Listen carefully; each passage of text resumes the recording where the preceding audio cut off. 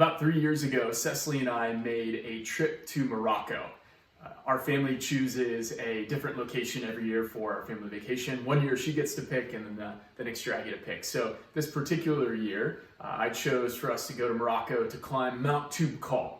Mount Toubkal is the second tallest mountain in Africa. A few years prior to that, we had climbed Kilimanjaro, which is the tallest mountain, so I thought it would make sense for us to check off the second tallest mountain. So we committed about 2 weeks to head to Morocco.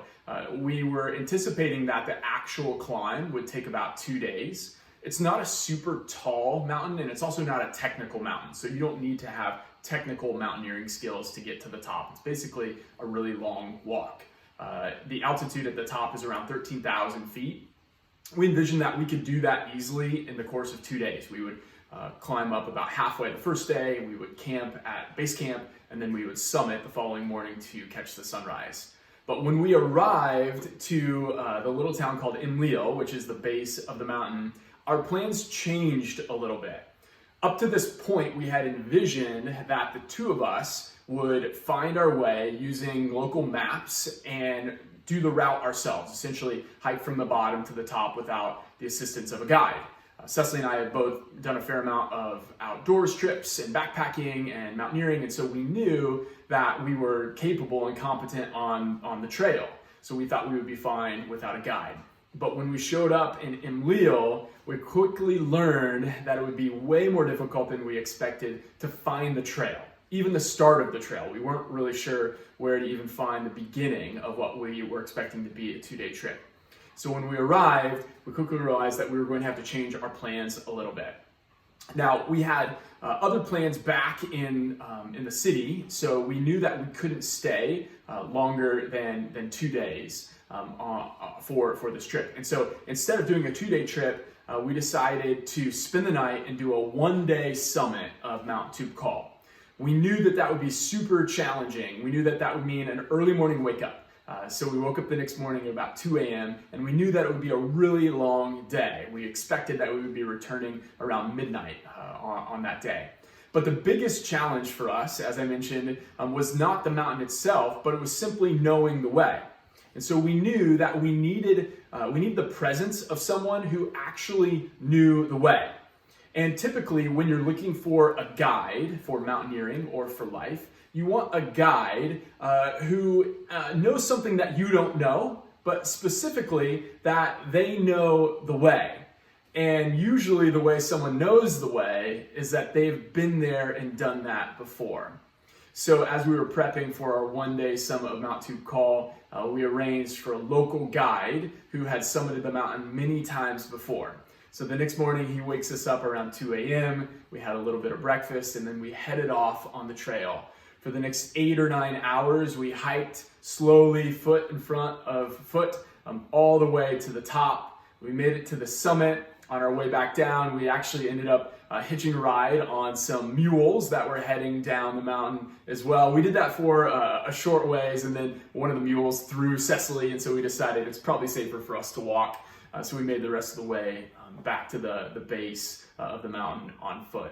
But the takeaway for us on that trip was that we needed a guide who had known the way because that guide had been there and done that before. For those of you who don't know me, my name is Dusty Breeding, and I serve as the campus and youth minister here at Pepperdine for the University Church of Christ. I met my wife here at Pepperdine back in 2009. We graduated in 2010, got married. We lived in Kenya for about a year before coming back to work for the University Church here on campus. And one of our greatest joys is spending time with you, with our students and with our faculty and staff, particularly our house church community. So we miss you. I want you to start there. I want you to know that we miss you, we miss gathering, but are grateful for the opportunity that we have to connect digitally. Over this semester at House Church, we've been reflecting on various attributes of God. And today, I want to share a few thoughts about the omniscience of God, the fact that God is all-knowing. If you have a Bible, either a physical Bible or a phone with an electronic Bible, I'd ask for you to turn to Isaiah chapter 46. We're going to look at Isaiah 46, verses 8 through 10. And just to give you a little bit of context for the book of Isaiah as you turn there, Isaiah was a prophet, and the book of Isaiah is considered a major prophet. Now, a major prophet doesn't mean that it's more important than the minor prophets. It just means length. It's a longer book than the minor prophets. The first 33 chapters sets a framework of judgment and restoration. The second half explains the fall and restoration of Israel. So I'm going to read verses 8 through 10 to you, and then we'll talk a little bit about this text. Remember this, keep it in mind, take it to heart, you rebels. Remember that the former things, those of long ago, I am God and there is no other. I am God and there is none like me. I make known the end from the beginning, from ancient times, what is still to come. I say my purpose will stand and I will do all that I please. In chapter 46, God is specifically reminding the people of who God is. The text says, I am God, there is no other. It also says, I am God, there is none like me. I make the end known from the beginning, from ancient times to what is still to come. Now, if you know me, one of the things that you may know about me is that I've always been afraid of sharks. I grew up in a rural community in Indiana, and the nearest ocean was probably 15 hours away. So needless to say, we didn't get to the ocean very often. In fact, I actually didn't know how to swim or learn to swim until just about 2 or 3 years ago when my wife Cecily taught me how to swim here in the Baxter Pool on campus at Pepperdine. And then slowly I started swimming in the ocean. But one of the things that you may be thinking is that a fear of sharks is pretty irrational, right? That's something I've always known to be true. It's not a rational fear. The statistics on actually being attacked by a shark are really small. In fact, there are a couple specific stats that I think are really interesting. You're more likely to be killed by falling coconuts than by sharks. Do you know that? That's right, there are about 150 people every year who die being hit by a falling coconut. You're also more likely to die from tripping, just as you're walking, like actually tripping. Around 6,000 people die from tripping and falling every year. Also, there are around 2 people every year on average who die from a falling vending machine. Now, probably not a vending machine like falling from the sky, but as you're sometimes if you've ever gotten frustrated with a vending machine and you kind of shake it to try to get your can of soda or whatever it is that you're buying, at times those will tip over, and there have been people on average about 2 a year who die from that interaction with the vending machine. So one of the things that has been helpful to me in overcoming my fear of sharks is what's called cognitive behavioral therapy. So cognitive behavioral therapy is, it's essentially using rational logic to balance out your emotional fears regarding something. So something I've been able to do is remind myself as I go into the water that it's statistically a pretty safe experience. And that's one way that I have been able to remind myself that I'm going to be okay. And over the last few years, I've actually gotten into spearfishing, and we've done some ocean triathlons and things like that. So I've come a long way with my fear of sharks. And this is exactly what God is doing for the people in chapter 46 of Isaiah. God's essentially using cognitive behavioral therapy, logic and rational thinking to remind them of who God is. It says, I am God, there is no other. I am God, there is none like me. I make the end from the beginning known. But here's the big thing. In verse 10, it says this, I make known the end from the beginning, from ancient times, what is still to come. I say, my purpose will stand, and I will do all that I please. One of the biggest unknowns that we experience as human beings is the unknown of death. It's one of the biggest fears that people carry.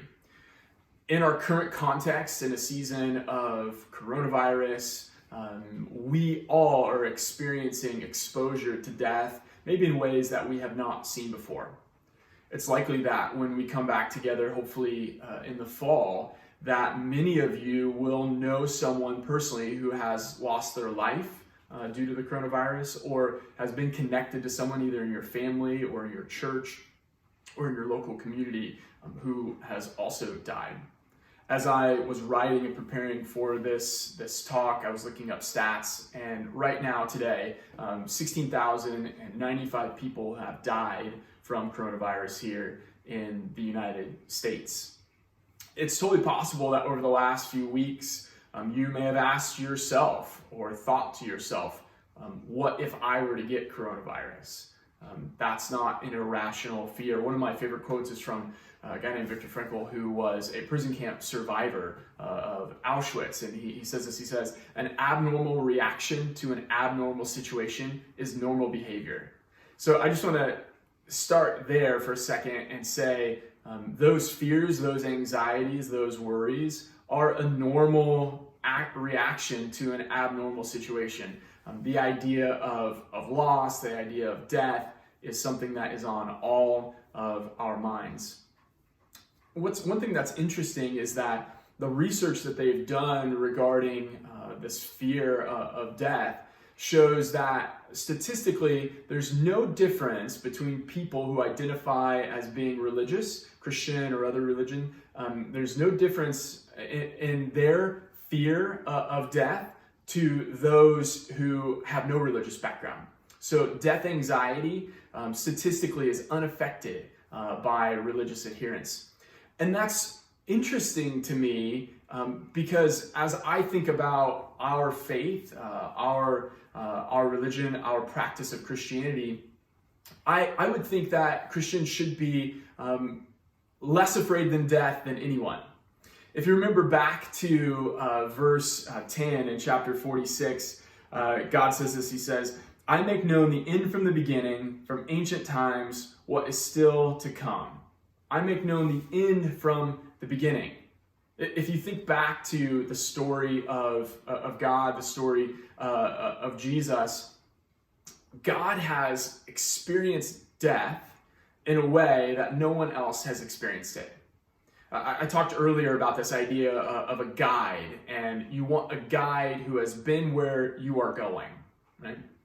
And this weekend is a really critical time for us to reflect on this idea of God experiencing death. Tomorrow, if you're watching this on Saturday, tomorrow is Easter Sunday. It's the time out of the year that we set aside to reflect and celebrate the crucifixion and resurrection of Jesus. We take joy in the resurrection on this day. But it can't be separated from the death of Christ. The resurrection, for that to occur, it's critical that the death had occurred as well. If we think about this idea of a guide who has been there, who knows the way, there's no one in existence who has the ability to guide us through and comfort us in the face of death, in the face of unknown, in the way that God does for us. God has been there and has conquered death. God is our guide, and most importantly, God is a guide that has overcome where that has taken God. Each week at House Church, we set aside a segment of our time for what we call Engage. And this is an opportunity for us to connect and talk with one another about things that matter, and specifically bounce ideas and reflections off one another. Since we're so disconnected, that's something that I know I'm missing, and I imagine you are missing as well. So I want to set up an opportunity for you today or tonight, whenever you're watching this, to engage with the people around you. If you're watching this on YouTube, maybe you could pause and gather together with your family, or maybe you could pause and call a friend and talk about these questions for reflection. And as we do this, as you've paused, I would love for you to maybe grab some juice and grab a piece of bread so we can actually take communion together virtually and reflect on not only the death of Christ, but the resurrection. So as you're doing that, here are the two questions that I want to leave you with for our Engage time. where have you seen the omniscience of God? In your life, where have you seen God as being all-knowing? Second question is, how does the resurrection bring you peace during times of uncertainty? How do you find peace during times of uncertainty because of the resurrection? After you've chatted about those questions with your family or called a friend, you can go ahead and take communion. But allow me to close this in prayer. Gracious God, we are so thankful for the way that you are a present guide, that you are with us, that you are showing us the way, and it's a way that you have been before and that you have conquered.